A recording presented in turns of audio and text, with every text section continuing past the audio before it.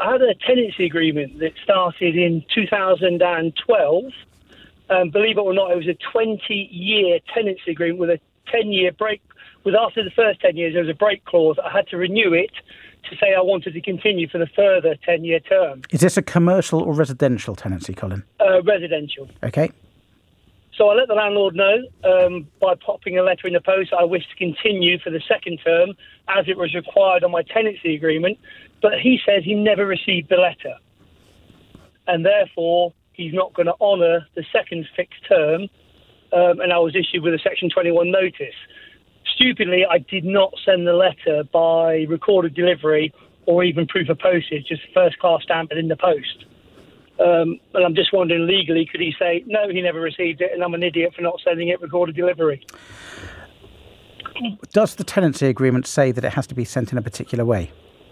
No, it just says I have to notify him in writing. Okay, so in order to notify him in writing, he has to receive it. Sending it's not enough, he has to receive it. There are two possibilities here. Number one, it got lost in the post. Number two, he's lying. Which do you think it is? He sounds like a decent chap, to be honest.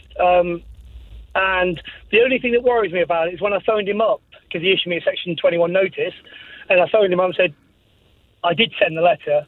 Honestly, I did. Why would I not? Because it's a nice, decent tenancy, and it's an extremely decent rent for the area. He said, well, I'll let you stay there because you're obviously a good tenant, but I wish to increase it by £300. Yeah. So I think this might end up being a negotiation between you and him over rent. But the legal position, Colin, is that you need to prove that he received it. Now, if you sent it by first-class post and you go into the witness box in front of a judge and say, I sent it by first-class post, there is a presumption, there is a legal presumption that anything sent by post will arrive. But if he goes into the witness box and says, I swear on the Bible, blah, blah, blah, I did not receive that letter, the fact is the judge is probably going to believe him because the judge would have no reason to disbelieve him. Can't be guaranteed, but you've got nothing to show that he's not telling the truth, and the judge is probably going to believe him. And if the judge believes him, it means that you didn't notify him effectively, which means that you haven't extended the tenancy for the extra 10 years. So no, I think you're going to need to negotiate. I mean, this is incredibly bad luck. Personally, if it had been me, I would have sent it by email, but it's easy for me to say that after Believe me, we've had that conversation with every single member of the family. So, I can imagine. And it's really, like I said, I'd like to believe in my heart that he is a decent landlord, and I think that may well be the case, but at the same time, I didn't want to waste £300 every month thinking I should have asked for some advice. Yeah, absolutely. Yeah. Colin, are you married? Yes. Are you in trouble with the wife?